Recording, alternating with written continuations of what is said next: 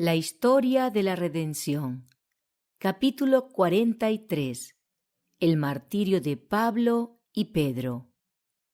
Los apóstoles Pablo y Pedro trabajaron por muchos años muy separados el uno del otro, puesto que la obra de Pablo consistía en llevar el Evangelio a los gentiles, mientras Pedro trabajaba especialmente para los judíos. Pero en la providencia de Dios, ambos debían dar testimonio de Cristo en la metrópoli del mundo y debían derramar su sangre sobre el mismo suelo como señal de una vasta cosecha de santos y mártires. En torno de la época del segundo arresto de Pablo, Pedro también fue detenido y enviado a prisión. Se había hecho especialmente odioso para las autoridades por su celo y por su éxito al exponer los engaños y al derrotar las maquinaciones de Simón el mago, que lo había seguido a Roma para oponérsele y obstaculizar la obra del Evangelio. Nerón creía en la magia y había patrocinado a Simón. Estaba, por lo tanto, sumamente enojado con el apóstol y por eso dio la orden de que se lo detuviera. La mala voluntad del emperador hacia Pablo subió de punto por el hecho de que algunos miembros de la familia imperial, como asimismo otras personas distinguidas, se habían convertido al cristianismo durante su primera prisión. Por eso contribuyó a que su segundo encarcelamiento fuera mucho más severo que el primero. Le dio muy poca oportunidad de predicar el Evangelio y decidió terminar con esa vida tan pronto como pudiera encontrar un pretexto plausible para hacerlo. La mente de Nerón fue tan impresionada por la fuerza de las palabras del apóstol en su último juicio que postergó la decisión acerca del caso sin dejarlo en libertad ni condenarlo. Pero la sentencia solo fue diferida. No pasó mucho tiempo hasta que se dio a conocer la decisión que destinaba a Pablo a ocupar la tumba de un mártir. Puesto que era ciudadano romano, no podía ser sujeto a tortura y por lo tanto se lo sentenció a ser decapitado. Pedro, judío y extranjero, fue condenado a ser azotado y crucificado. Mientras esperaba su temible muerte, el apóstol recordó su gran pecado al negar a Jesús en la hora de su prueba, y su único pensamiento era que no era digno del inmenso honor de morir tal como murió su maestro. Se había arrepentido sinceramente de su pecado, y Cristo se lo había perdonado, lo que queda de manifiesto por la importante comisión que le dio de alimentar a las ovejas y los corderos del rebaño. Pero él mismo nunca se pudo perdonar, ni siquiera el pensamiento de las agonías de la última terrible escena podían aminorar la amargura de su pesar y su arrepentimiento. Como un último favor, solicitó a sus verdugos que lo clavaran en la cruz cabeza abajo. Se le concedió lo que pedía, y así murió el gran apóstol Pedro. El último testimonio de Pablo. Pablo fue conducido en privado al lugar de su ejecución. Sus perseguidores, alarmados por la amplitud de su influencia, temían que algunos pudieran convertirse al cristianismo, aún como resultado de la escena de su muerte. Por eso se permitió a muy pocos espectadores que estuvieran presentes. Pero los endurecidos soldados, destacados para asistirlo, escucharon sus palabras y con asombro vieron que manifestaba alegría y hasta gozo frente a semejante muerte. Su actitud de perdón hacia sus asesinos y de invariable confianza en Cristo hasta el mismo fin fueron un sabor de vida para algunos de los que fueron testigos de su martirio.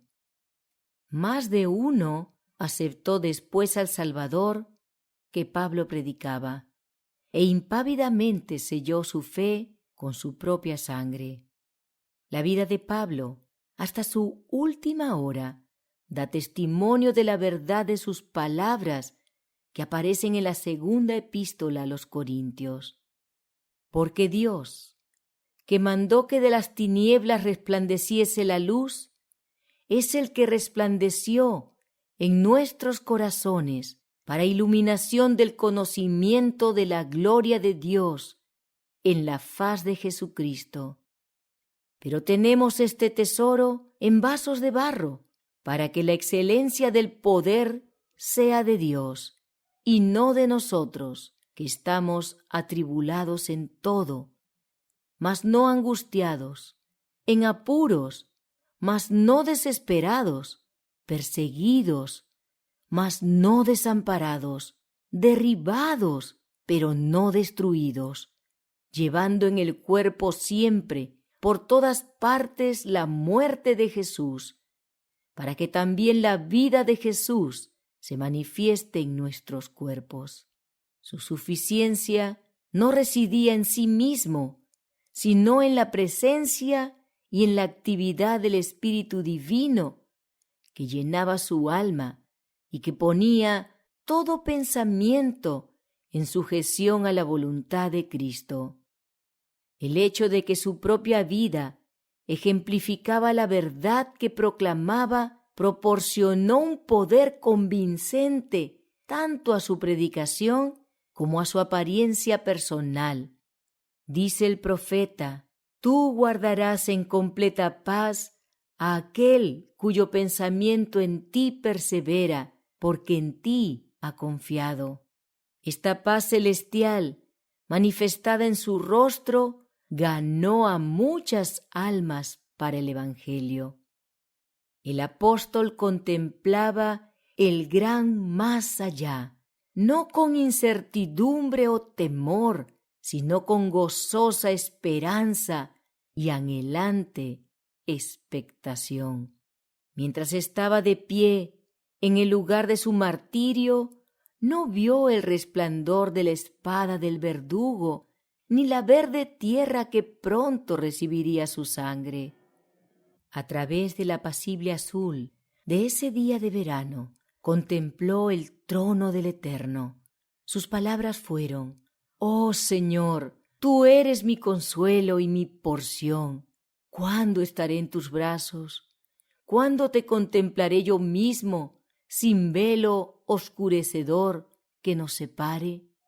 Pablo llevaba consigo durante su vida en la tierra la misma atmósfera del cielo. Todos los que se relacionaban con él experimentaban la influencia de su contacto con Cristo y su comunión con los ángeles. En esto reside el poder de la verdad, la influencia espontánea e inconsciente de una vida santa. Es el sermón más convincente que se puede predicar en favor del cristianismo. Los argumentos, aunque sean incontestables, pueden provocar solo oposición, pero un ejemplo piadoso tiene un poder que es imposible resistir del todo. Mientras el apóstol perdía de vista sus propios sufrimientos inmediatos, sentía una profunda preocupación por los discípulos a quienes dejaría para que hicieran frente al prejuicio, el odio y la persecución. Al tratar de fortalecer y animar a los pocos cristianos que lo acompañaron al lugar de su ejecución, les repitió las sumamente preciosas promesas que se dan a los que son perseguidos por causa de la justicia. Les aseguró que nada dejaría de cumplirse de todo lo que el Señor ha dicho con respecto a los que son probados y son fieles. Se levantarán y resplandecerán, porque la luz del Señor aparecerá sobre ellos. Se revestirán de hermosas vestiduras cuando se revele la gloria de Jehová. Por un poco de tiempo podrán pasar por dificultades provocadas por numerosas tentaciones. Podrán estar destituidos de las comodidades de la tierra, pero deben animar sus corazones al decir: yo sé a quién he creído y estoy seguro que es poderoso para guardar mi depósito. Su reprensión concluirá y llegará la alegre mañana de la paz y el día perfecto. El capitán de nuestra salvación había preparado a su siervo para el último gran conflicto. Redimido por el sacrificio de Cristo, purificado de sus pecados por su sangre y revestido de su justicia, Pablo llevaba el testimonio en sí mismo de que su alma era preciosa a la vista de su Redentor.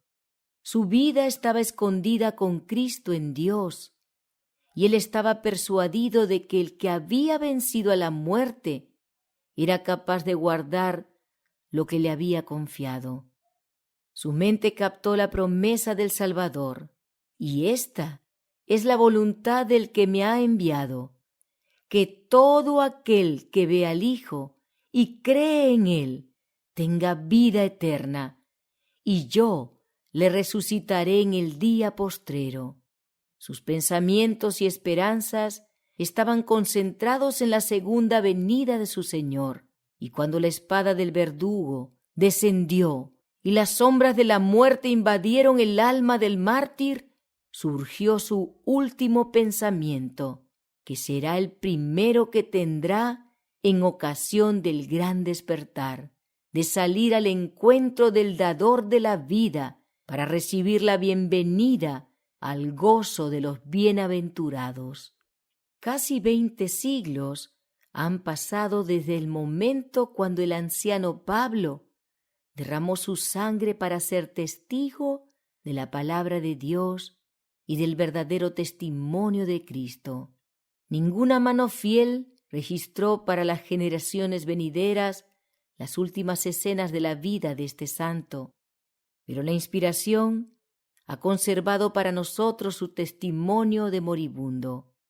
Como sonido de trompeta ha resonado su voz a través de las edades, infundiendo su propio valor a miles de testigos de Cristo y despertando a miles de corazones angustiados con el eco de su propio clamor de triunfo. Porque yo ya estoy para ser sacrificado, y el tiempo de mi partida está cercano. He peleado la buena batalla, he acabado la carrera, he guardado la fe. Por lo demás, me está guardada la corona de justicia, la cual me dará el Señor, juez justo, en aquel día, y no solo a mí, sino también a todos los que aman La su historia venida. de la redención. Capítulo 44. La gran apostasía. Cuando Jesús reveló a sus discípulos el destino de Jerusalén y las escenas relativas a su segundo advenimiento, predijo también la experiencia de su pueblo desde el momento cuando se separaría de ellos hasta su regreso con poder y gloria para librarlos. Desde el Monte de los Olivos, el Salvador contempló la tormenta que estaba por caer sobre la Iglesia apostólica y al penetrar más profundamente en el futuro, su ojo distinguió la fiera y devastadora tempestad que azotaría a sus seguidores en las edades venideras de oscuridad y persecución. En pocas y breves palabras, de terrible significado, predijo la porción que los gobernantes de este mundo asignarían a la Iglesia de Dios. Los seguidores de Cristo debían transitar la misma senda de humillación, reproche y sufrimiento que había recorrido su Maestro. La enemistad que se había manifestado hacia el Redentor del mundo se manifestaría también contra todos los que creyeran en su nombre. La historia de la Iglesia primitiva da testimonio del cumplimiento de las palabras del Salvador. Los poderes de la tierra y el infierno se coligaron contra Cristo en la persona de sus seguidores. El paganismo previó que si el Evangelio triunfaba, sus templos y altares serían barridos. Por lo tanto, reunió sus fuerzas para destruir a la cristiandad. Se encendieron los fuegos de la persecución, se expropiaron las posesiones de los cristianos y se los arrojó de sus hogares. Soportaron gran lucha y aflicción, experimentaron vituperios y azotes, y a más de esto, prisiones y cárceles. Muchos de ellos sellaron su testimonio con su sangre, los nobles y los esclavos, los ricos y los pobres, los eruditos y los ignorantes fueron igualmente asesinados sin misericordia. Vanos fueron los esfuerzos de Satanás para destruir a la Iglesia de Cristo por medio de la violencia. El gran conflicto, en cuyo transcurso los discípulos de Jesús rindieron sus vidas, no cesó, porque estos fieles portaestandartes cayeron en sus puestos. Triunfaron por medio de la derrota. Los obreros de Dios fueron asesinados, pero su obra siguió firmemente adelante. El Evangelio se siguió esparciendo y el número de sus adherentes creció. Llegó a regiones inaccesibles, hasta las Águilas de Roma. Un cristiano que discutía con los gobernantes paganos que fomentaban la persecución, dijo lo siguiente: «Podéis matarnos, torturarnos, condenarnos. Vuestra injusticia es la prueba de que somos inocentes. Vuestra crueldad no os servirá de nada». Era una poderosa invitación, más para atraer a otros a su fe. Mientras más a menudo nos aplastáis, más rápidamente crece nuestro número. La sangre de los cristianos es una semilla. Miles fueron encarcelados y asesinados, pero otros surgieron para ocupar sus lugares. Y los que sufrieron el martirio por su fe quedaron seguros con Cristo, y Él los considera vencedores. Pelearon la buena batalla y recibirán la corona de gloria cuando Cristo venga. Los sufrimientos que soportaron acercaron a los cristianos los unos a los otros y a su Redentor. El ejemplo de los vivos y el testimonio de los muertos era un constante apoyo de la verdad, y donde menos se lo esperaba, los súbditos de Satanás abandonaban su servicio y se alistaban bajo la bandera de Cristo. Se transige con el paganismo. Satanás, por lo tanto, trazó planes para tener más éxito contra el gobierno de Dios, clavando su estandarte en el seno de la Iglesia cristiana. Si los seguidores de Cristo podían ser engañados e inducidos a desagradar a Dios, su fortaleza y su firmeza fallarían y serían una fácil presa para él. El gran adversario trató entonces de obtener por medio de la astucia lo que no había logrado por medio de la fuerza. La persecución cesó y su lugar lo ocuparon las peligrosas tentaciones de la prosperidad temporal y los honores mundanos.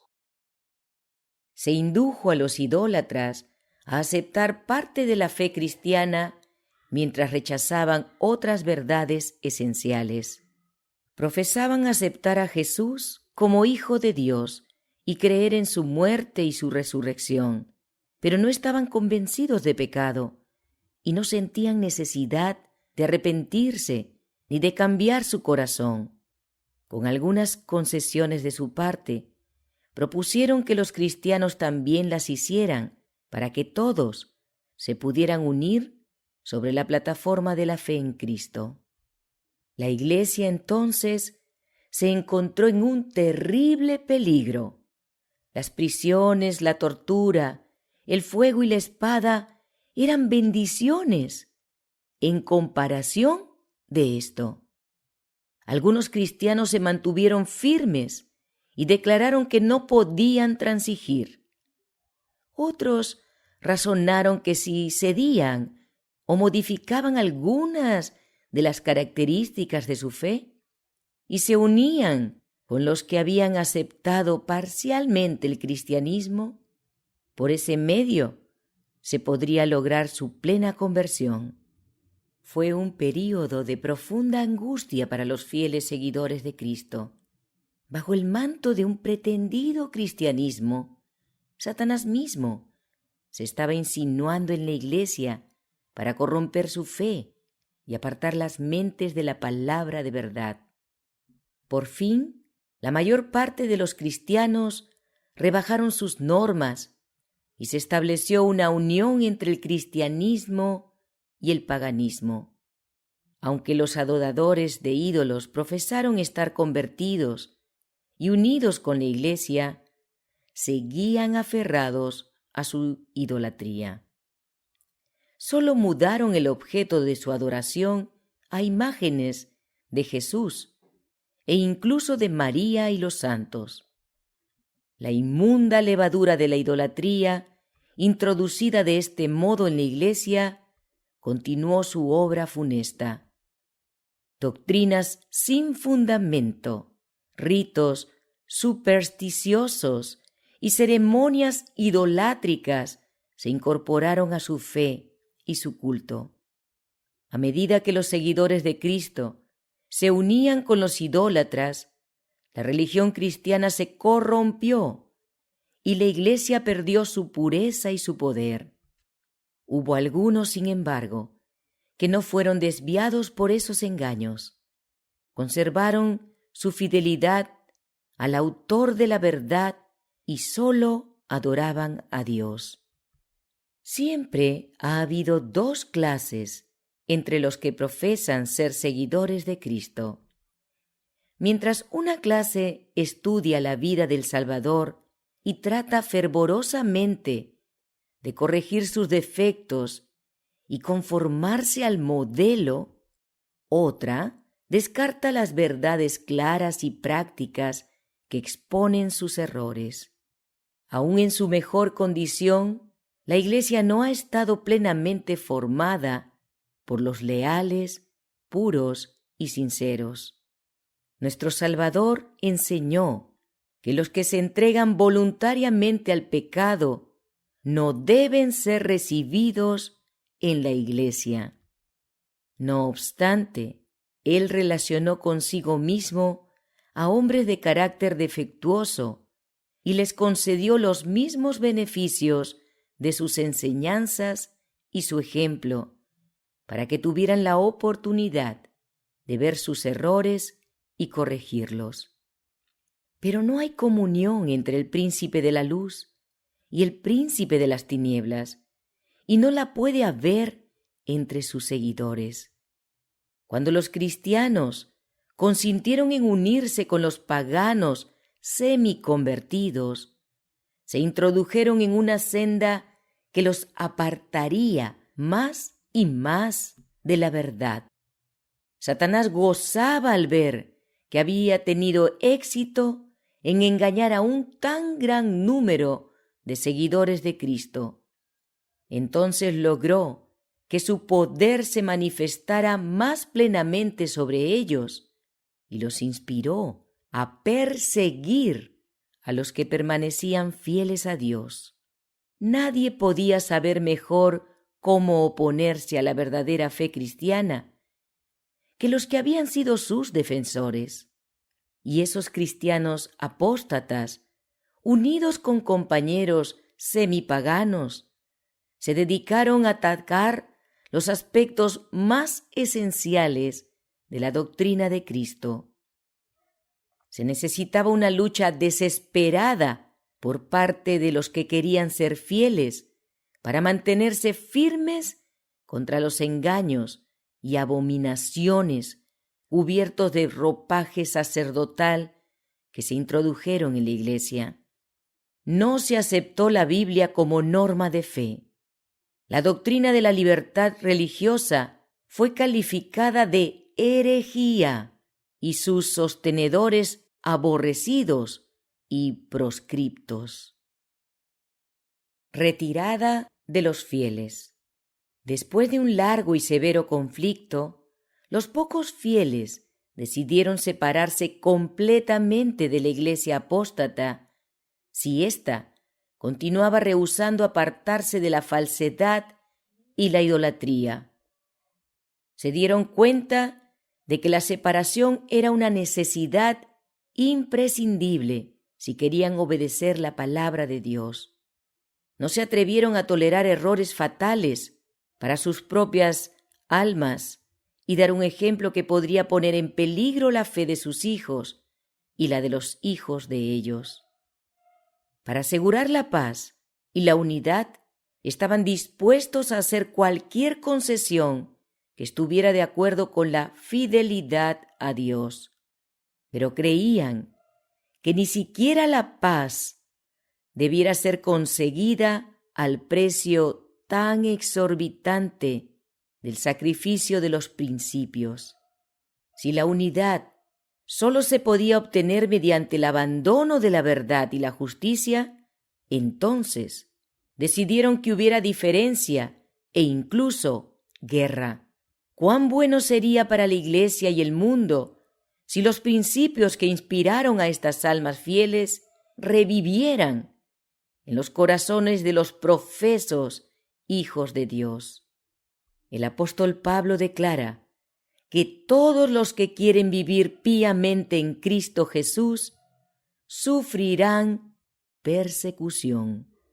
¿Por qué, entonces, parece que la persecución estuviera sumida en una somnolencia tan grande? La única razón de ello es que la Iglesia se ha conformado a las normas del mundo y por lo tanto no suscita oposición. La religión corriente en nuestros días no participa de la naturaleza pura y santa que caracterizaba la fe cristiana en los días de Cristo y sus apóstoles. Solo por causa de la actitud de transigencia con el pecado, porque las grandes verdades de la palabra de Dios se consideran con tanta indiferencia, porque hay tan poca piedad vital en la Iglesia, el cristianismo es aparentemente tan popular en el mundo. Si hubiera un reavivamiento de la fe y el poder de la Iglesia primitiva, el espíritu de persecución se reavivaría y sus fuegos volverían a encenderse. De la redención. Capítulo 45. El misterio de la iniquidad. El apóstol Pablo, en su segunda carta a los tesalonicenses, predijo la gran apostasía que se daría como resultado del establecimiento del poder papal. Declaró que el día de Cristo no vendría sin que antes venga la apostasía y se manifieste el hombre de pecado, el hijo de perdición, el cual se opone y se levanta contra todo lo que se llama Dios o es objeto de culto, tanto que se siente en el templo de Dios como Dios, haciéndose pasar por Dios. Y más adelante advirtió a sus hermanos acerca de que ya está en acción el misterio de iniquidad. Ya en aquella época vio cómo se introducían subrepticiamente en la Iglesia los errores que habrían de preparar el camino para el desarrollo del papado. Poco a poco, al principio con cautela y en silencio, y más tarde en forma más abierta, el misterio de la iniquidad llevó a cabo su obra engañosa y blasfema, y aumentó su fortaleza para lograr el dominio de las mentes de los hombres. Casi imperceptiblemente, las costumbres paganas se introdujeron en la Iglesia cristiana. El espíritu de transigencia y conformidad fue restringido por un tiempo por causa de la fiera persecución que sufrió la Iglesia bajo el paganismo. Pero cuando la persecución cesó y el cristianismo entró en las cortes y los palacios de los reyes, la Iglesia puso a un lado la humilde sencillez de Cristo y los apóstoles, para adoptar la pompa y el orgullo de los sacerdotes y gobernantes paganos. Y en lugar de los mandamientos de Dios, puso teorías y tradiciones humanas.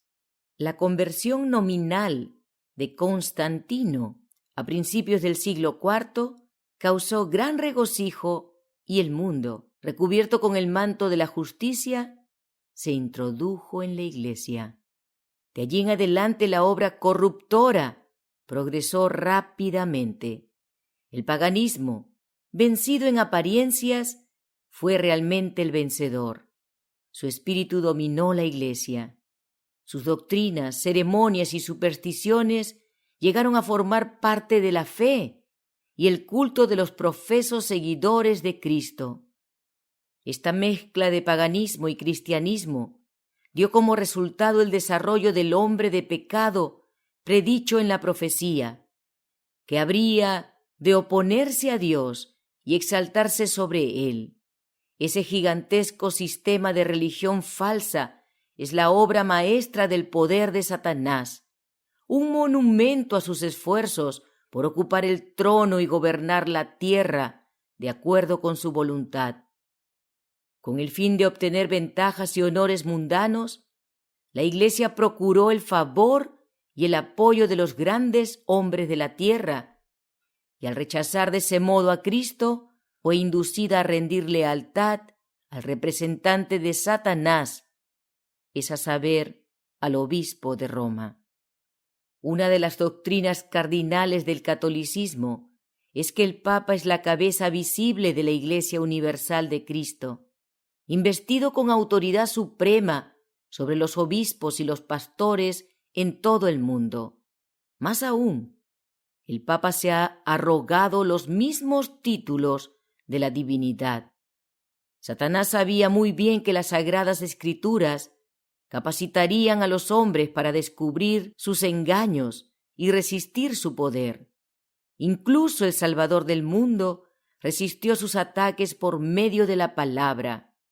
En cada uno de sus asaltos, Cristo empleó el escudo de la verdad eterna al decir: escrito está.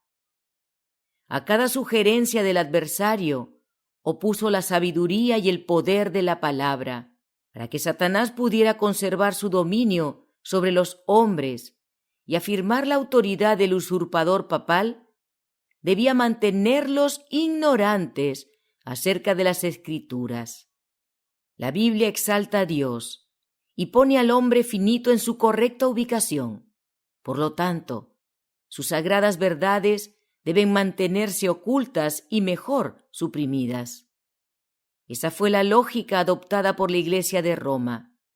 Por cientos de años impidió la circulación de la Biblia. Se prohibía a la gente que la leyera o que la tuviera en sus hogares, y sacerdotes y prelados carentes de principios interpretaban sus enseñanzas de manera que apoyaran sus pretensiones. De esa manera el Papa llegó a ser casi universalmente reconocido como representante de Dios en la tierra, dotado de autoridad suprema sobre la Iglesia y el Estado. La mudanza de los tiempos y la ley. Al eliminar el detector de errores, Satanás obró de acuerdo con su voluntad. La profecía declaraba que el papado pensaría en cambiar los tiempos y la ley. No se demoró en intentar esa obra. Para permitir que los paganos se convirtieran y encontraran un sustituto de los ídolos que adoraban, y para promover de ese modo la aceptación nominal del cristianismo, se introdujo gradualmente en el culto cristiano la adoración de imágenes y reliquias. El decreto de un concilio general finalmente confirmó ese sistema de idolatría papal. Para completar su obra impía, Roma pretendió eliminar el segundo mandamiento de la ley de Dios, que prohíbe la adoración de imágenes, y dividió el 10º mandamiento en 2 para conservar el número exacto. Esa actitud de retroceso ante el paganismo abrió el camino para apartarse aún más de la autoridad del cielo. Satanás atacó al cuarto mandamiento también y trató de poner a un lado el antiguo sábado que Dios había bendecido y santificado para exaltar en su lugar la fiesta que guardaban los paganos con el nombre de venerable día del sol. Al principio ese cambio no se llevó a cabo abiertamente. En los primeros siglos todos los cristianos guardaban el sábado, cuidaban celosamente el honor de Dios, y como creían que su ley era inmutable, conservaban religiosamente el carácter sagrado de sus preceptos. Pero con gran sutileza Satanás obró por medio de sus instrumentos para lograr sus propósitos. Para que la atención de la gente se dirigiera al domingo, lo convirtió en una festividad en honor de la resurrección de Cristo. Se celebraban servicios religiosos ese día. No obstante, se lo consideraba aún como un día de recreación y el sábado seguía siendo guardado religiosamente. Constantino, pagano aún, promulgó un decreto para apoyar la observancia general del domingo como una festividad pública en todo el Imperio Romano. Después de su conversión, siguió siendo un ferviente abogado del domingo, y su edicto pagano fue puesto en vigencia en provecho de su nueva fe. Pero el honor manifestado hacia ese día no era suficiente para impedir que los cristianos consideraran que el sábado era el día santo del Señor. Había que dar otro paso más. El falso día de reposo debía ser exaltado para lograr su igualdad con el verdadero.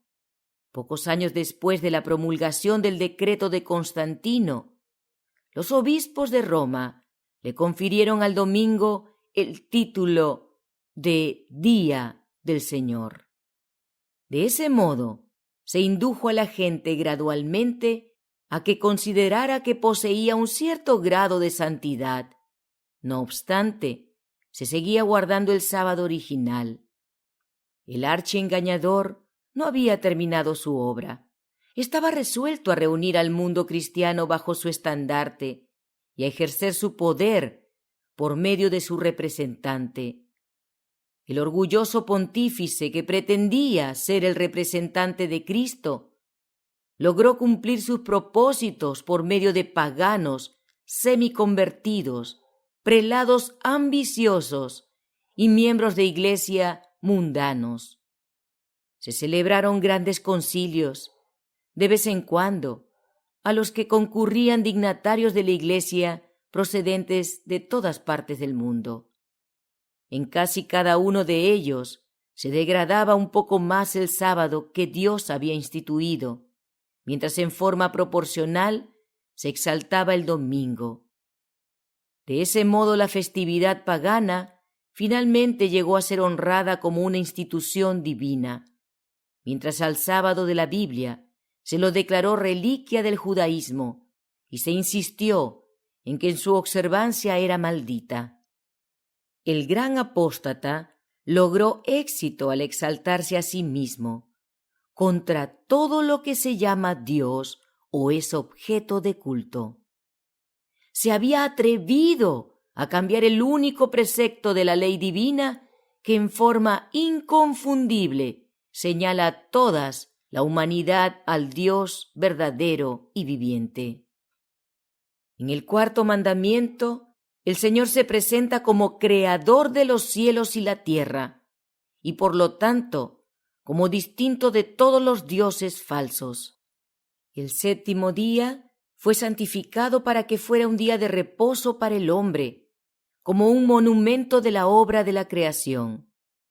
Se lo instituyó para que mantuviera al Dios viviente, siempre delante de las mentes, como la fuente de todo ser y objeto de reverencia y culto. Satanás trató de desviar a los hombres para que no manifestaran lealtad a Dios ni rindieran obediencia a su ley. Por lo tanto, dirigió sus esfuerzos especialmente contra ese mandamiento que señala a Dios como creador. Protestantes insisten ahora en que la resurrección de Cristo en domingo es el origen del día de reposo cristiano, pero no hay evidencias bíblicas para esto. Ni Cristo ni los apóstoles le dieron tal honor a ese día. La observancia del domingo como institución cristiana tiene sus orígenes en el misterio de la iniquidad, que ya en los días de Pablo había comenzado a obrar. ¿Dónde y cuándo adoptó el Señor a este hijo del papado? ¿Qué razones valederas se pueden presentar para justificar un cambio acerca del cual las Escrituras guardan silencio? En el siglo VI, el papado ya estaba firmemente establecido. La sede de su poder se hallaba en la ciudad imperial, y se declaró que el obispo de Roma era la cabeza de toda la Iglesia. El paganismo había cedido su lugar al papado. El dragón había dado a la bestia su poder y su trono y grande autoridad. Y entonces comenzaron los 1260 años de opresión papal predichos en las profecías de Daniel y Juan. Los cristianos se vieron obligados a elegir entre renunciar a su integridad y aceptar las ceremonias y el culto católico, o pasarse la vida en las mazmorras, o morir en el potro, entre rejas o víctimas del hacha del verdugo. Entonces se cumplieron las palabras de Jesús: mas seréis entregados aún por vuestros padres y hermanos y parientes y amigos, y matarán a algunos de vosotros, y seréis aborrecidos de todos por causa de mi nombre. La persecución se desató sobre los fieles con mayor furia que antes, y el mundo se convirtió en un vasto campo de batalla. Por cientos de años, la Iglesia de Cristo encontró refugio, escondiéndose y en la oscuridad. Así dice el profeta: y la mujer huyó al desierto, donde tiene lugar preparado por Dios, para que allí la sustenten por 1260 días. La Edad Media. La ascensión de la Iglesia católica al poder señaló el principio de la Edad Media. A medida que su poder aumentaba, las tinieblas se hacían más intensas. La fe se trasladó de Cristo, su verdadero fundamento, al Papa de Roma. En lugar de confiar en el Hijo de Dios para obtener el perdón de los pecados y la salvación eterna, la gente recurría al Papa y los sacerdotes y los prelados en quienes éste delegaba su autoridad. Se les enseñó que el Papa era su mediador y que sólo podían acercarse a Dios a través de él, y más aún, que estaba en lugar de Dios para ellos, y por lo tanto debía ser obedecido sin vacilar. Cualquier desviación de sus requerimientos era causa suficiente para que se lanzaran los más severos castigos sobre los cuerpos y las almas de los ofensores. De ese modo, la atención de la gente se desvió de Dios para dirigirse a hombres falibles y sujetos a error. Todavía más, al mismo príncipe de las tinieblas que ejercía su poder por medio de ellos. El pecado se cubrió con un manto de santidad. Cuando se suprimen las Escrituras y el hombre se considera supremo, todo lo que podemos esperar es fraude, engaño y degradante iniquidad. Con la elevación de las leyes y tradiciones humanas, se manifestó la corrupción que siempre resulta cuando se pone a un lado la ley de Dios. Días de peligro. Eran días de peligro para la Iglesia de Cristo. Los fieles portaestandartes eran pocos, ciertamente. Aunque la verdad no quedó sin testigos, había momentos cuando parecía que el error y la superstición prevalecerían por completo, y la verdadera religión sería erradicada de la tierra. Se perdió de vista el Evangelio, pero en cambio las formas de la religión se multiplicaron y la gente recibía la carga de rigurosas exacciones. No solo se les enseñó que recurrieran al Papa como mediador, sino también a confiar en sus propias obras para expiar sus pecados. Largos peregrinajes, actos de penitencia, el culto a las reliquias, la construcción de iglesias, capillas y altares, el pago de grandes sumas a la Iglesia. Estos y muchos actos similares se fomentaban para apaciguar la ira de Dios u obtener su favor. Como si Dios fuera hombre, que se enojara por nimiedades, o a quien se puede pacificar con ofrendas y penitencias. Los siglos subsiguientes fueron testigos de un constante aumento del error en las doctrinas enseñadas por Roma.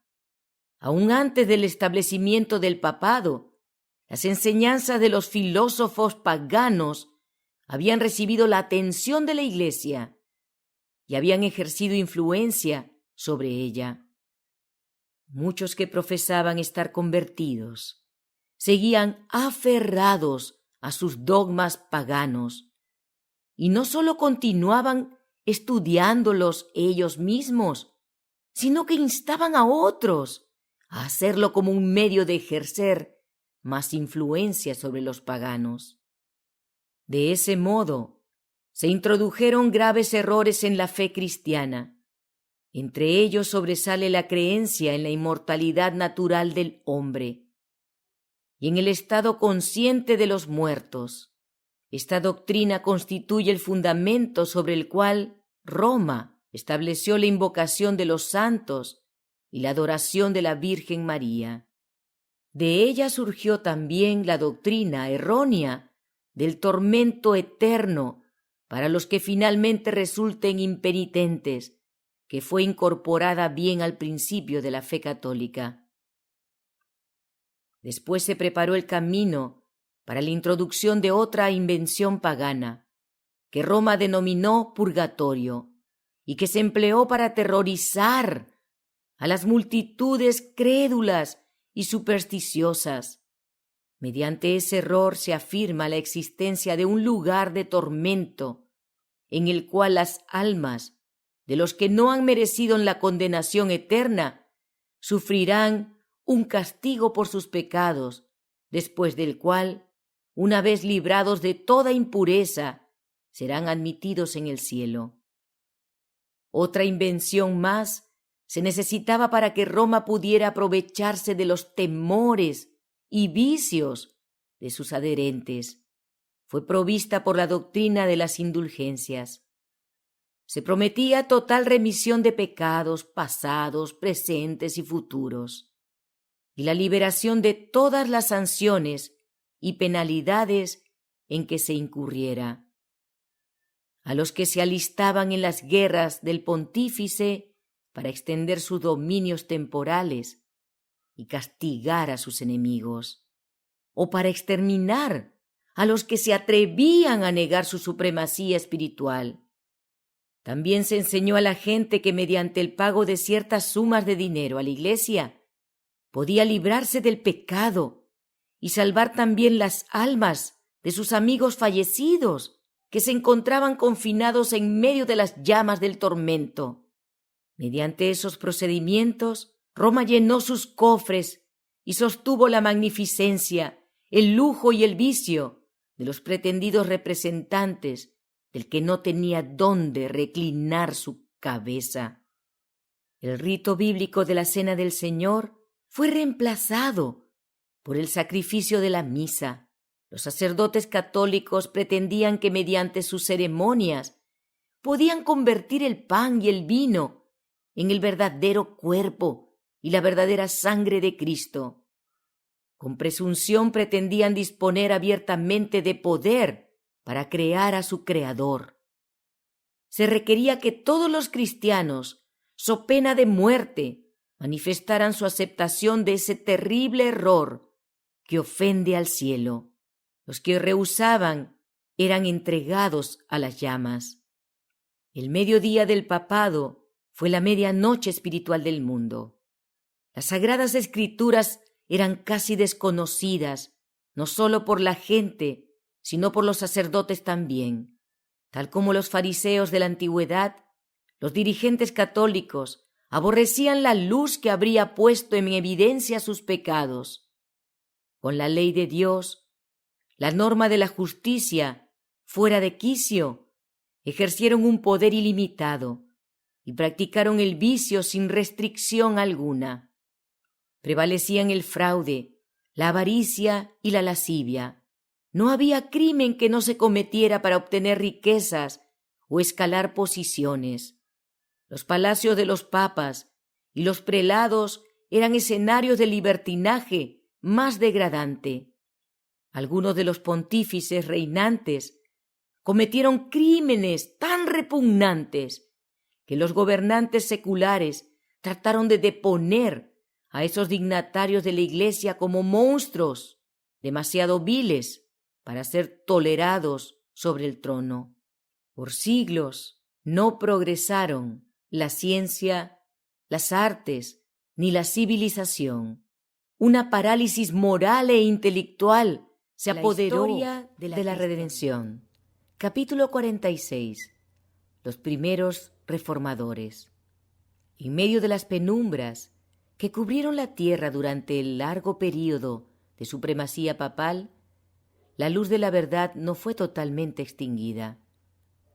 En todas las edades hubo testigos de Dios, hombres que albergaron fe en Cristo como el único mediador entre el Señor y los hombres, que se aferraron a la Biblia como la única norma de vida y que santificaron el sábado. ¿Cuánto debe el mundo a esos hombres? La posteridad jamás lo sabrá. Se los calificó de herejes, se tergiversaron sus motivos, se falseó su carácter, sus escritos fueron prohibidos, malinterpretados o mutilados. Sin embargo, ellos se mantuvieron firmes y a través de las edades conservaron su fe y su pureza como una herencia sagrada para las generaciones venideras. Tan terrible fue la guerra lanzada contra la Biblia que hubo ocasiones cuando existían muy pocos ejemplares de ella, pero Dios no permitió que su palabra fuera totalmente destruida. Sus verdades no debían permanecer ocultas para siempre. Con la misma facilidad con que podía abrir las puertas de la prisión y descorrer los cerrojos de hierro para que sus siervos salieran libres, el Señor podía liberar también las palabras de vida. En diferentes países de Europa, el Espíritu Santo impulsó a distintos hombres para que investigaran la verdad como si fuera un tesoro escondido. Guiados providencialmente hacia las Sagradas Escrituras, estudiaron sus santas páginas con profundo interés. Estaban dispuestos a aceptar la verdad, no importaba cuánto les costara. Aunque no percibían con claridad todas las cosas, pudieron descubrir numerosas verdades sepultadas desde hacía mucho tiempo.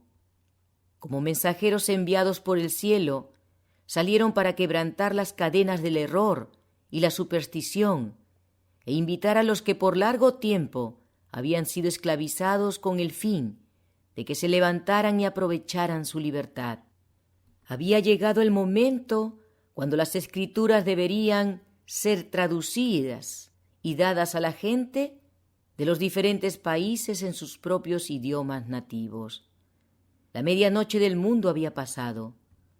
Las horas de tinieblas estaban terminando y en muchos países aparecieron las señales de un nuevo amanecer. La estrella matutina de la Reforma. En el siglo XIV surgió en Inglaterra la estrella matutina de la Reforma, John Wycliffe. Fue el heraldo de la Reforma, no sólo para Inglaterra, sino para toda la cristiandad. Fue el precursor de los puritanos. Su época constituyó un oasis en medio del desierto.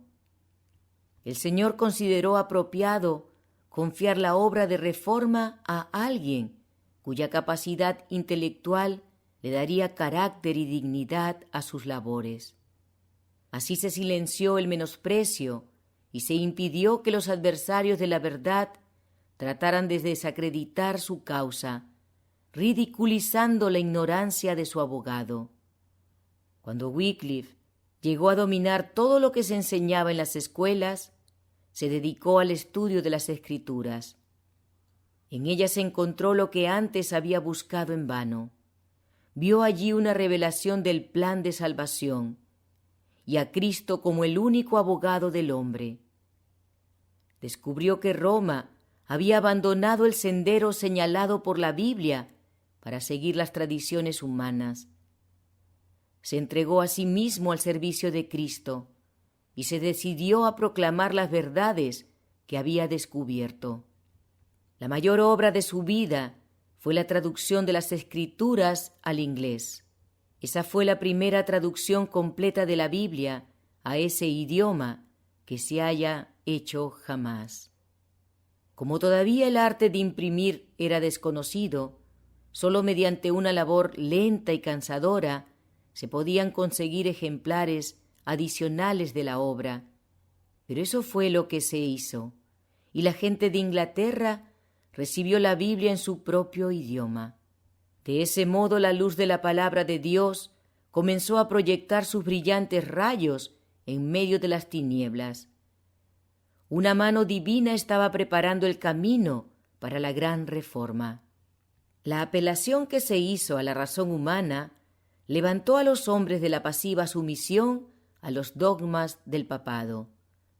Las Escrituras fueron recibidas con beneplácito por los miembros de las clases altas de la sociedad, que eran las únicas que en aquella época tenían cierto conocimiento de las letras.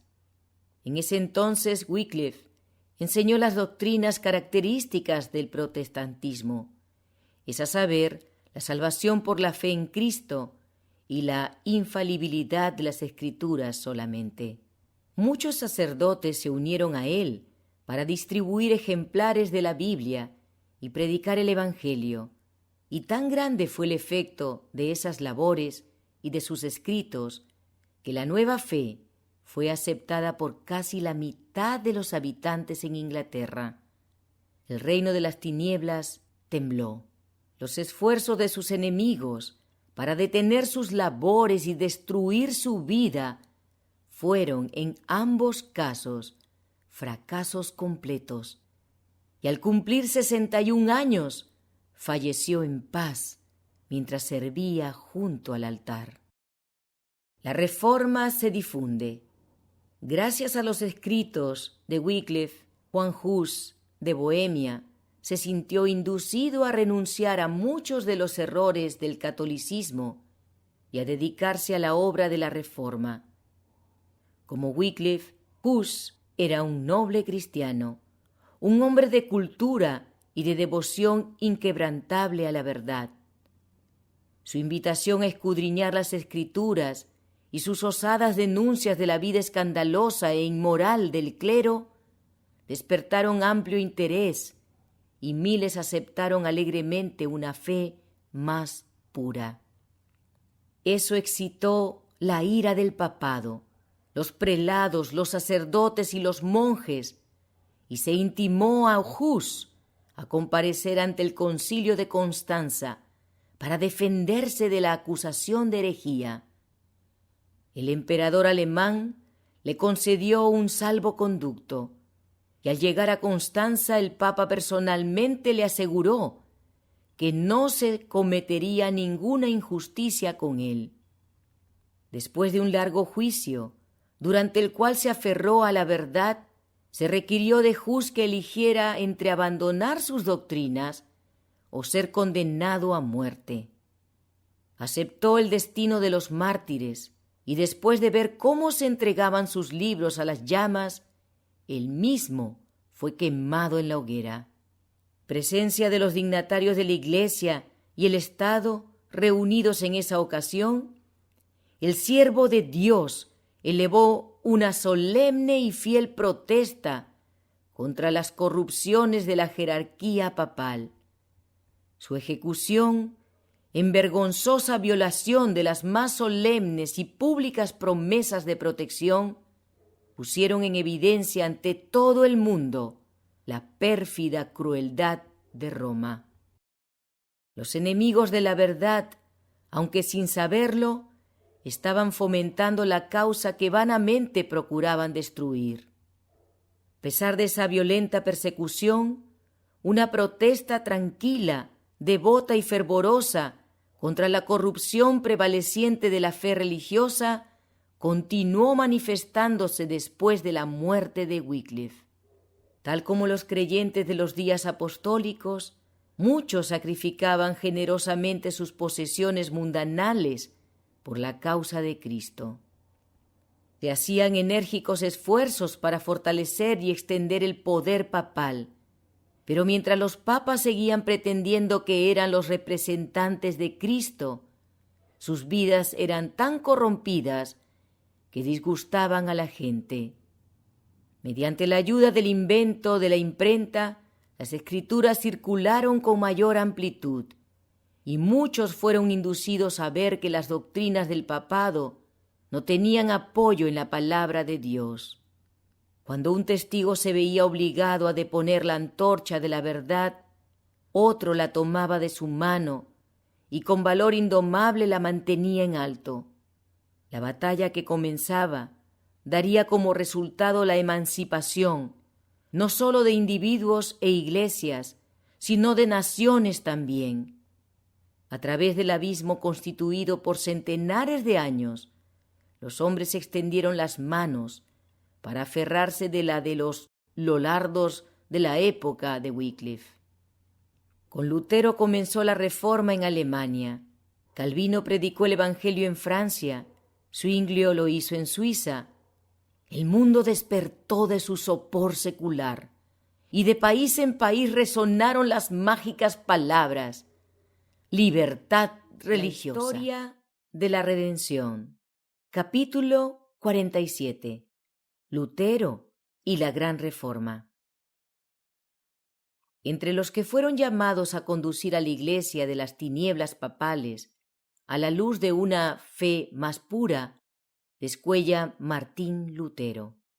Celoso, ardiente y consagrado, sin conocer otro temor que el temor de Dios, y sin aceptar otro fundamento para la fe religiosa que las Sagradas Escrituras. Lutero era el hombre para su época. Por su intermedio Dios llevó a cabo una gran obra para la reforma de la Iglesia y la iluminación del mundo. En cierta oportunidad, mientras examinaba los libros de la biblioteca de la universidad, Lutero descubrió una Biblia en latín. Antes había escuchado algunos fragmentos de los evangelios y de las epístolas en el culto público, y llegó a la conclusión de que eso debía ser toda la palabra de Dios. Ahora por primera vez veía una Biblia completa. Con una mezcla de temor y admiración, hojeó las páginas sagradas. Con pulso acelerado y corazón conmovido, leyó por sí mismo las palabras de vida, deteniéndose de vez en cuando para exclamar: «Oh, si Dios me diera este libro para tenerlo yo mismo para mí». Los ángeles del cielo estaban a su lado, y los rayos de luz procedentes del trono de Dios revelaron tesoros de verdad a su entendimiento. Siempre temió ofender a Dios, pero entonces la profunda convicción de su condición pecaminosa se apoderó de él como nunca antes. Un ferviente deseo de ser libre del pecado y encontrar paz con Dios lo indujo finalmente a entrar al claustro y dedicarse a la vida monacal. Todo momento libre que le permitían sus deberes cotidianos los empleaba en estudiar, privándose del sueño y aun sacando tiempo de los momentos que dedicaba a sus humildes comidas. Sobre todas las cosas se deleitaba en el estudio de la palabra de Dios.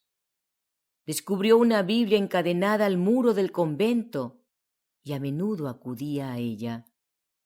Lutero fue ordenado sacerdote y se lo llamó desde el claustro para que ejerciera un profesorado en la Universidad de Wittenberg. Allí se dedicó al estudio de las Escrituras en sus idiomas originales. Comenzó a dar conferencias acerca de la Biblia y el libro de los Salmos. Los Evangelios y las Epístolas se abrieron a la comprensión de multitudes de gozosos oyentes. Era poderoso en las Escrituras y la gracia de Dios descansaba sobre él. Su elocuencia cautivaba a sus oyentes. La claridad y el poder con que presentaba la verdad convencían sus entendimientos y su profundo fervor tocaba sus corazones. El guía de la Reforma. Como resultado de la providencia de Dios, decidió visitar Roma. El Papa había prometido una indulgencia a todos los que ascendieran de rodillas, lo que se conocía con el nombre de la escalera de Pilato. Lutero se encontraba cierto día llevando a cabo ese acto, cuando repentinamente una voz semejante a un trueno pareció decirle: «El justo por la fe vivirá». Se puso de pie avergonzado y horrorizado, y huyó del escenario de su insensatez. Ese texto jamás perdió el poder que ejerció sobre su alma. De allí en adelante comprendió con mayor claridad que nunca el error de confiar en obras humanas para obtener la salvación y la necesidad de ejercer fe constante en los méritos de Cristo. Sus ojos se abrieron para no cerrarse nunca más a los errores del papado. Cuando apartó su rostro de Roma, también separó su corazón, y desde ese momento la separación se hizo cada vez más, hasta que cortó toda relación con la Iglesia católica. Al regresar de Roma, Lutero recibió por parte de la Universidad de Wittenberg el título de doctor en teología. Entonces se sintió en entera libertad para dedicarse como nunca antes a las Escrituras que tanto amaba. Había formulado solemnemente el voto de estudiar con cuidado la palabra de Dios y de predicarla con fidelidad todos los días de su vida, y no los dichos y las doctrinas de los papas. Ya no era más meramente un monje o profesor, sino el heraldo autorizado de la Biblia. Había sido llamado para pastorear y alimentar la grey de Dios, que se hallaba hambrienta y sedienta de la verdad. Declaró con firmeza que los cristianos no deben recibir otra doctrina fuera de la que se basa en la autoridad de las Sagradas Escrituras. Esas palabras sacudieron los mismos fundamentos de la supremacía papal. Contenían los principios vitales de la Reforma.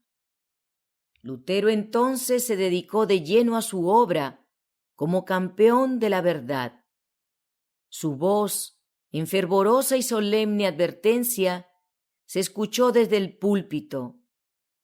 Presentó delante de la gente el carácter ofensivo del pecado y enseñó que es imposible para el hombre, por sus propias obras, disminuir su culpa o evitar el castigo. Solo el arrepentimiento ante Dios y la fe en Cristo pueden salvar al pecador. La gracia del Señor no puede ser comprada, es un don gratuito. Aconsejó a la gente a que no comprara indulgencias, sino que mirara con fe al Redentor crucificado. Se refirió a su propia dolorosa experiencia al tratar vanamente de obtener la salvación por medio de humillaciones y penitencias, y aseguró a sus oyentes que al apartar la vista de sí mismo y al creer en Cristo encontrarían paz y alegría. Las enseñanzas de Lutero atrajeron la atención de la gente que pensaba en toda Alemania. De sus sermones y escritos surgían rayos de luz que despertaban e iluminaban a miles de personas. Una fe viviente ocupó el lugar del muerto formalismo en el que había yacido por tanto tiempo la Iglesia. La gente cada día perdía confianza en las supersticiones del catolicismo. Las barreras del prejuicio se comenzaron a quebrantar. La palabra de Dios, por medio de la cual probaba Lutero toda doctrina y toda pretensión, era como una espada de dos filos que penetraba hasta el corazón de los hombres. Por todas partes surgía el deseo de progresar espiritualmente. Por todas partes había un hambre y una sed de justicia que no se había visto por siglos. Los ojos de los seres humanos, que por tanto tiempo habían sido dirigidos a los ritos y a los mediadores humanos, se volvieron entonces arrepentidos y con fe a Cristo y a Cristo crucificado. Los escritos y las doctrinas del Reformador se diseminaron por todas las naciones de la cristiandad. Su obra se extendió por Suiza y Holanda.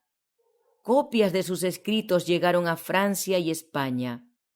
En Inglaterra se recibieron sus enseñanzas como la palabra de vida. La verdad también se extendió a Bélgica e Italia. Miles despertaron de su sopor mortal para participar de la alegría y la esperanza de una vida de fe. Lutero se separa de Roma. Roma decidió destruir a Lutero, pero Dios era su defensor.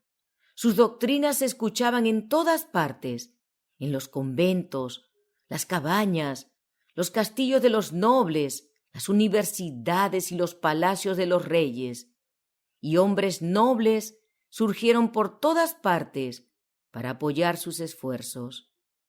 En una invitación al emperador y a la nobleza de Alemania en favor de la reforma del cristianismo, Lutero escribió lo siguiente con respecto al Papa: «Es horrible contemplar al hombre que pretende ser vicario de Cristo mientras ostenta una magnificencia que ningún emperador puede igualar. ¿Es esto ser semejante al pobre Jesús o al humilde Pedro? Es, nos dicen, el Señor del mundo, pero Cristo, de quien se vanagloria de ser vicario, dijo: mi reino no es de este mundo. ¿Pueden los dominios de un vicario superar a los de su superior?». Escribió lo que sigue acerca de las universidades: «Temo muchísimo que las universidades lleguen a ser la gran puerta del infierno, a menos que trabajen con diligencia para explicar las sagradas escrituras y las graben en el corazón de la juventud. No aconsejo a nadie que envíe a sus hijos donde las escrituras no reinen supremamente.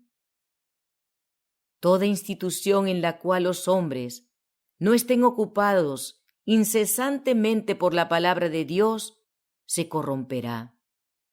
Este llamamiento circuló rápidamente por toda Alemania y ejerció una poderosa influencia sobre la gente. Toda la nación se levantó para unirse bajo el estandarte de la Reforma. Los opositores de Lutero, que ardían con el deseo de vengarse, instaron al Papa para que tomara medidas decisivas contra él. Se decretó que sus doctrinas fueran condenadas inmediatamente. Se le dieron 60 días al reformador y a sus adherentes, después de los cuales, si no adjuraban, serían excomulgados. Cuando la bula papal llegó a manos de Lutero, éste dijo: «La desprecio y ataco como impía y falsa. Es Cristo mismo quien aparece condenado allí. Me alegro de tener que soportar todos estos males por la mejor de las causas. Ya siento más libertad en mi corazón, porque por fin me doy cuenta de que el Papa es el Anticristo y de que su trono es el de Satanás mismo». Pero las palabras del pontífice de Roma todavía tenían poder. La prisión, la tortura y la espada eran armas poderosas para imponer su misión. Todo parecía indicar que la obra del reformador estaba por terminar. Los débiles y supersticiosos temblaron ante el decreto del Papa, y aunque había simpatía general por Lutero, muchos creyeron que la vida era demasiado cara para arriesgarla por la causa de la reforma. La historia de la redención. Capítulo 48. Los progresos de la reforma. Un nuevo emperador, Carlos V, había ascendido al trono de Alemania, y los emisarios de Roma se apresuraron a presentarle sus felicitaciones y a inducir al monarca a que empleara sus poderes contra la reforma. Por otra parte, el elector de Sajonia, a quien Carlos en gran medida debía su corona, le suplicó que no diera ningún paso hasta conceder a Lutero la oportunidad de comparecer ante una audiencia. La atención de todos los partidos se dirigió entonces a la Asamblea de los Estados Alemanes, que fue convocada en Worms poco después de la ascensión de Carlos al trono imperial. Había importantes asuntos e intereses políticos que considerar en ese concilio nacional, pero parecían de poca importancia al compararlos con la causa del monje de Wittenberg. Previamente Carlos había ordenado al elector que trajera a Lutero con él a la Dieta, asegurándole que el reformador sería protegido de toda violencia y que se le permitiría conversar libremente con una persona competente para discutir los asuntos controvertidos.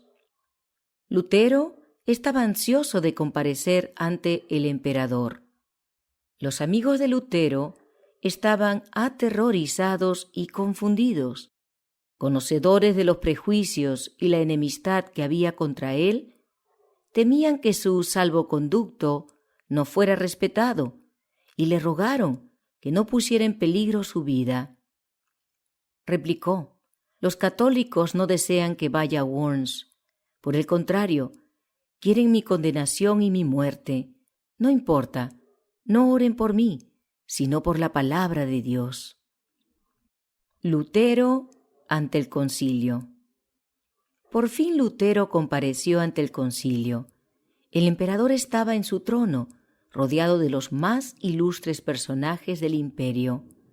Nunca ningún hombre había comparecido ante una asamblea tan imponente como aquella, ante la cual compareció Martín Lutero para responder por su fe. La mera presencia del reformador en esa ocasión era una victoria incontestable de la verdad. El hecho de que un hombre a quien el Papa había condenado fuera juzgado por otro tribunal era virtualmente una negación de la suprema autoridad del pontífice. El reformador, puesto en entredicho y a quien el Papa había prohibido que se le relacionara con otros seres humanos, recibió seguridad de protección y se le concedió una audiencia ante los más altos dignatarios de la nación. Roma le había ordenado guardar silencio, pero estaba a punto de hablar en presencia de miles de personas procedentes de todas partes de la cristiandad. Con calma y espíritu pacífico, pero con un valor inmenso y noble, se puso de pie como testigo de Dios entre los grandes de la tierra. Lutero formuló sus respuestas con un tono de voz respetuoso y humilde, sin manifestaciones de violencia o pasión. Sus modales eran discretos y respetuosos, no obstante lo cual manifestó una confianza y un gozo que sorprendieron a la asamblea. Los que decididamente cerraron los ojos a la luz y decidieron no dejarse convencer por la verdad, se enfurecieron ante el poder de las palabras de Lutero. Cuando terminó de hablar, el vocero de la Dieta dijo con ira: «No has contestado la pregunta que se te formuló. Se te ordena dar una respuesta clara y precisa. ¿Quieres retractarte o no?» El reformador contestó: «Puesto que vuestra Majestad Serenísima y vuestra Alteza Suprema requieren de mí una respuesta clara, sencilla y precisa, os voy a dar una, que es esta. No puedo someter mi fe ni al Papa ni a los concilios, porque es tan claro como la luz del día que con frecuencia han errado y se han contradicho mutuamente. A menos, por supuesto, que se me convenza mediante el testimonio de las Escrituras o por medio de un razonamiento claro, a menos que sea persuadido por medio de los pasajes que he citado, y a menos que de ese modo se ate mi conciencia a la palabra de Dios, no quiero ni puedo retractarme, porque no es prudente que un cristiano hable en contra de su conciencia. Aquí estoy, no puedo hacer otra cosa. Dios me ayude. Amén. De esa manera, este justo se mantuvo sobre el seguro fundamento de la palabra de Dios. La luz del cielo iluminaba su rostro. La grandeza y la pureza de su carácter, su paz y su alegría de corazón eran evidentes para todos mientras él daba testimonio contra el poder del error y en favor de la superioridad de la fe que vence al mundo. Se mantuvo firme como una roca, mientras las poderosas olas del poder mundanal lo azotaban inmisericordiamente. La sencilla fuerza de sus palabras, su impavidez, su mirada serena y elocuente, y la inalterable determinación manifestada en cada palabra y cada acto, produjeron una profunda impresión en la asamblea. Era evidente que no se le podía obligar, ni mediante promesas ni amenazas, a someterse a las órdenes de Roma. Cristo habló por medio del testimonio de Lutero, con un poder y una majestad tales que en ese momento inspiraron tanto a amigos como a enemigos con un sentimiento de reverencia y admiración. El Espíritu de Dios estuvo presente en ese concilio e impresionó los corazones de los dignatarios del imperio. Varios príncipes reconocieron abiertamente la justicia de la causa de Lutero. Muchos se convencieron de la verdad, pero en algunos las impresiones recibidas no fueron duraderas. Hubo otros que en ese momento no manifestaron sus convicciones, pero que después de escudriñar las Escrituras por sí mismos, en el futuro se pusieron osadamente de parte de la Reforma. El elector Federico aguardó con ansiedad la aparición de Lutero ante la Dieta y escuchó su discurso con profunda emoción. Se regocijó ante el valor, la firmeza y el dominio propio del doctor y se sintió orgulloso de ser su protector. Comparó los distintos partidos que participaron en la contienda y vio que la sabiduría de los papas, los reyes y los prelados quedaba reducida a nada frente al poder de la verdad. El papado había experimentado una derrota que se sentiría en todas las naciones y en todos los tiempos.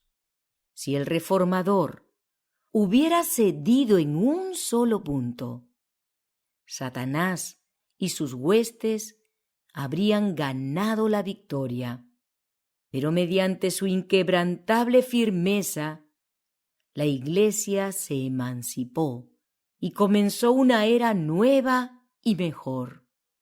La influencia de ese hombre solitario que se atrevió a pensar y a actuar por sí mismo con respecto a asuntos religiosos debía afectar a la Iglesia y al mundo, no solo en su propia época, sino también en todas las generaciones futuras.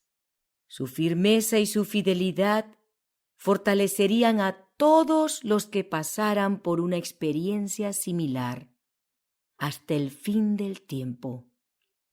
El poder y la majestad de Dios prevalecerán sobre las ideas de los hombres y sobre el extraordinario poder de Satanás. Vi que Lutero era ardiente y celoso, impávido y osado al reprobar el pecado y a defender la verdad. No temía ni a los impíos ni a los demonios. Sabía que tenía a su lado a alguien más poderoso que todos ellos. Lutero poseía celo, valor y osadía, y a veces estaba en peligro de irse a los extremos. Pero Dios suscitó a Melanchthon, que tenía un carácter totalmente opuesto, para que ayudara a Lutero a llevar adelante la obra de la Reforma. Melanchthon era tímido, temeroso, cauteloso y poseía una tremenda paciencia. Dios lo amaba mucho, poseía un gran conocimiento de las Escrituras y su juicio y su sabiduría eran excelentes. Su amor por la causa de Dios se equiparaba con el de Lutero. El Señor unió los corazones de estos dos hombres. Eran amigos inseparables. Lutero resultó de gran ayuda para Melanchthon cuando éste se hallaba en peligro de ser temeroso y lento. Y Melanchthon, a su vez, fue de gran ayuda para Lutero cuando éste se encontraba ante el peligro de avanzar con demasiada rapidez. La previsora cautela de Melanchthon a menudo evitó los problemas que podrían haber sobrevenido a la causa si la obra hubiera sido dejada en manos de Lutero. Y de vez en cuando la obra no hubiera avanzado con suficiente rapidez si se la hubiera dejado solo a Melanchthon. Se me mostró la sabiduría de Dios al elegir a estos dos hombres para que llevaran a cabo la obra de la Reforma. Inglaterra y Escocia iluminadas.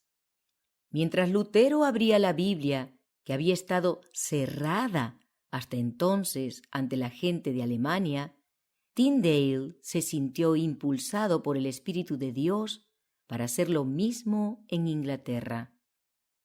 Era un diligente estudioso de las Escrituras y predicaba impávidamente sus convicciones acerca de la verdad, insistiendo en que todas las doctrinas debían ser probadas por la palabra de Dios. Su celo solo podía provocar la oposición de los partidarios del Papa.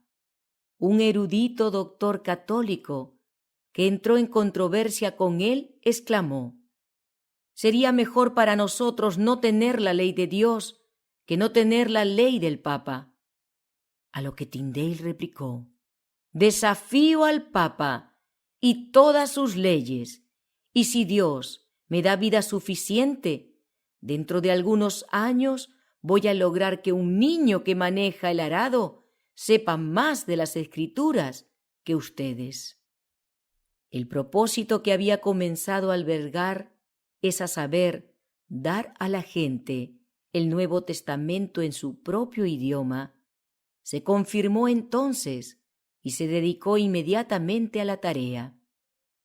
Al parecer, toda Inglaterra se cerró contra él, por lo que resolvió buscar refugio en Alemania. Allí comenzó a imprimir el Nuevo Testamento en inglés. Pronto se terminaron los 3.000 ejemplares impresos del Nuevo Testamento y una nueva edición se produjo ese mismo año. Finalmente, dio testimonio de su fe mediante su muerte como mártir. Pero las armas que había preparado capacitaron a otros soldados para librar batalla a través de los siglos e incluso hasta nuestro tiempo. En Escocia, el Evangelio encontró un campeón en la persona de John Knox. Este sincero reformador no temía a nadie. Los fuegos del martirio que ardían a su alrededor solo servían para avivar su celo y darle mayor intensidad. Con el hacha del tirano pendiendo amenazadoramente sobre su cabeza, se mantuvo firme, dando golpes definidos a diestra y a siniestra para demoler la idolatría. Así se mantuvo fiel a su propósito, orando y librando las batallas del Señor, hasta que Escocia logró su libertad. En Inglaterra, Latimer sostuvo desde el púlpito que la Biblia debía ser leída en el idioma de la gente. Decía que el autor de las Sagradas Escrituras es Dios mismo y que esta escritura proviene del poder y la eternidad de su autor. No hay rey, emperador, magistrado y gobernante que no esté obligado a obedecer su santa palabra. No tomemos ningún atajo. Dejemos que Dios nos dirija. No caminemos tras nuestros antepasados y no busquemos lo que ellos buscaron, sino lo que debieran haber hecho. Barnes y Frith, los fieles amigos de Tyndale, se levantaron para defender la verdad. Los Ridley y los Cranmer prosiguieron con la tarea. Estos dirigentes de la Reforma inglesa eran hombres eruditos, y muchos de ellos habían sido sumamente estimados por su celo y su piedad en la Iglesia de Roma. Su oposición al papado era el resultado de su verificación de los errores de la Santa Sede. Su conocimiento de los misterios de Babilonia le dio más poder a su testimonio contra ella. El gran principio sostenido por Tyndale, Frith, Latimer y los Ridley fue la divina autoridad y la suficiencia de las Sagradas Escrituras. Rechazaron la supuesta autoridad de los papas, concilios, padres y reyes para gobernar la conciencia en asuntos relativos a la fe religiosa. La Biblia era su norma y a ella sometían todas las doctrinas y todas las pretensiones. La fe en Dios y en su palabra sostuvieron a estos santos hombres cuando rindieron sus vidas. La historia de la redención, capítulo 49. No se avanza como se debe. La reforma no terminó con Lutero, como algunos suponen. Debe continuar hasta el fin de la historia del mundo. El reformador tenía una gran obra que hacer al reflejar sobre los demás la luz que Dios había permitido que resplandeciera sobre él. Pero no recibió toda la luz que se debía dar al mundo. Desde esa época hasta ahora, continuamente ha estado brillando nueva luz sobre las Escrituras y se han ido desarrollando constantemente nuevas verdades. Lutero y sus colaboradores llevaron a cabo una noble tarea en favor de Dios. Pero como salieron de la Iglesia católica, como habían creído ellos mismos sus doctrinas y las habían defendido, no se podía esperar que descubrieran de golpe todos sus errores. Su obra consistió en quebrantar las cadenas de Roma y dar la Biblia al mundo. Pero había importantes verdades que no descubrieron y graves errores a los que no renunciaron. La mayor parte de ellos continuaron guardando el domingo junto con otras festividades católicas. Es verdad que consideraron que su observancia no se basaba en autoridad divina alguna, pero creyeron que había que guardarlo por ser un día de culto generalmente aceptado. Hubo algunos entre ellos, sin embargo, que honraron el sábado del cuarto mandamiento. Entre los reformadores de la Iglesia debe darse un lugar de honor a los que se levantaron para vindicar una verdad generalmente ignorada, incluso por los protestantes, es a saber, los que sostuvieron la validez del cuarto mandamiento y la obligación de guardar el sábado de la Biblia. Cuando la Reforma rechazó las tinieblas que habían reposado sobre toda la cristiandad, aparecieron en muchos lugares los observadores del sábado. Los que recibieron las grandes bendiciones de la Reforma no avanzaron por la senda tan noblemente trazada por Lutero. De cuando en cuando surgieron unos pocos fieles para proclamar nuevas verdades y poner en evidencia errores acariciados por largo tiempo. Pero la mayoría, como los judíos de los días de Cristo o los católicos de los tiempos de Lutero, se contentaron con creer como sus padres y vivir como ellos vivieron. Por eso mismo, la religión de nuevo degeneró en formalismo y se retuvieron y albergaron algunos errores y supersticiones que debieran haber sido eliminados si la Iglesia hubiera continuado avanzando a la luz de la palabra de Dios. De ese modo, el espíritu suscitado por la Reforma gradualmente murió, hasta que llegó a haber tanta necesidad de reforma en las iglesias protestantes como la había habido en la Iglesia católica en tiempos de Lutero. Se manifestó el mismo espíritu de somnolencia, el mismo respeto por las opiniones de los hombres, la misma actitud de mundanalidad, el mismo reemplazo de las enseñanzas de la palabra de Dios por teorías humanas. Se fomentaron el orgullo y la ostentación, cubriéndolos con la capa de la religión. Las iglesias se corrompieron al aliarse con el mundo. De ese modo se degradaron los grandes principios por los cuales Lutero y sus colaboradores hicieron tanto y sufrieron tanto.